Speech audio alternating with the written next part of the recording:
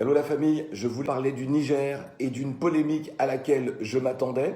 J'étais étonné qu'elle ne commence pas hier, bon, elle commence aujourd'hui. Et cette polémique, elle est sur le fait d'avoir dénoncé un propos raciste de politiciens envers un adversaire.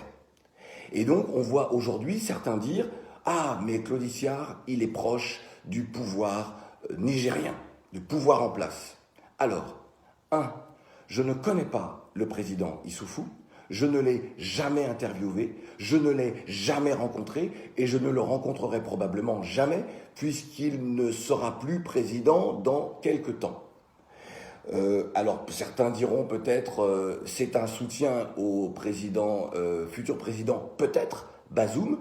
D'ailleurs moi je n'en ai pas parlé, je n'ai pas parlé du candidat Bazoum, donc élu, mais tant que la Cour constitutionnelle n'a pas proclamé les résultats définitifs et officiels, moi je n'ai pas parlé du candidat Bazoum comme je n'ai pas parlé des autres candidats. Je n'ai fait que poser un principe qui est un principe universel. On n'attaque pas les individus sur la couleur de leur peau, sur leur religion, sur leur sexe, sur leur région, sur leur ethnie. C'est simple. Et ceux qui aujourd'hui voudraient autour de moi créer une politique en disant que je serais proche d'un pouvoir, eh bien je voudrais juste leur dire que c'est infantilisant de leur part, c'est puéril. Au lieu de dire effectivement, le Niger ne doit pas en tout cas, subir ce que d'autres pays ont subi. Regardez ce qui se passe en Chine avec les Ouïghours, regardez ce qui s'est passé avec les Rohingyas et qui se poursuit en Birmanie, le Rwanda, la Côte d'Ivoire et bien d'autres pays. Lorsqu'en Mauritanie, eh bien certains ont le pouvoir contre ceux que l'on appelle les Aratines, les descendants d'esclaves et autres, je me dresse.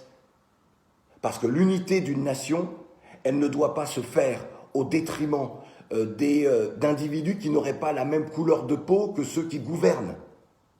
C'est inacceptable d'oser venir créer une polémique contre moi, enfin autour de moi, parce que j'ai dénoncé des propos racistes. Enfin, où allons-nous? Moi, je n'ai pas d'indignation, de protestation à géométrie variable. Ce que je dénonce en France, je le dénonce ailleurs.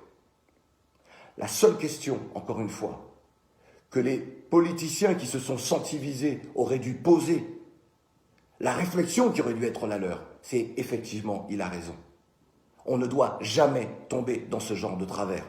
Moi, je n'ai que faire d'entendre des politiciens attaquer leurs adversaires sur ou leur bilan, ou ce qu'ils ont fait par le passé, ou quoi que ce soit. Pas de problème, ça fait partie de la politique. Et même si les gens qui sont attaqués étaient mes amis, c'est de la politique, c'est normal.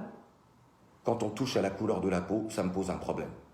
Moi, je ne m'indigne pas uniquement lorsqu'on attaque les Noirs. Je m'indigne lorsqu'on attaque des individus sur la couleur de leur peau, sur leur sexe, sur leur religion. Je ne vais pas me répéter, les choses me semblent extrêmement claires et j'espère qu'elles sont comprises comme telles.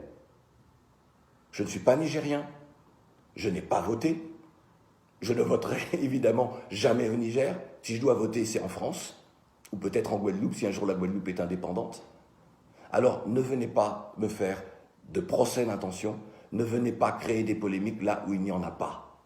Pour moi, le Niger est un et indivisible. Et ni la couleur de la peau, ni la région, ni la religion ne doivent séparer les Nigériens les uns des autres. Et puis, parce que certains ont vu le petit bout de la vidéo, de ce que j'ai dit dans mon émission, regardez l'intégralité.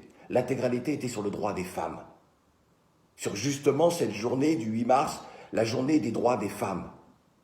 Et interrogez-vous justement sur la place de la femme dans la société nigérienne, sur ces jeunes filles qui doivent aller à l'école, doivent devenir parce qu'elles en ont évidemment le talent. Il y a une majorité de femmes au Niger, elles sont jeunes et elles ont besoin de trouver leur place. Ça, c'est un vrai débat. Et les fausses polémiques qui divisent ne sont pas de vrais débats. Voilà, j'espère m'être expliqué, mais je sais que de toute façon, ceux qui ont décidé de lancer la polémique et ceux qui vont les suivre ne seront pas satisfaits de mon propos. Ce n'est pas grave, mais ce qui est dit est dit.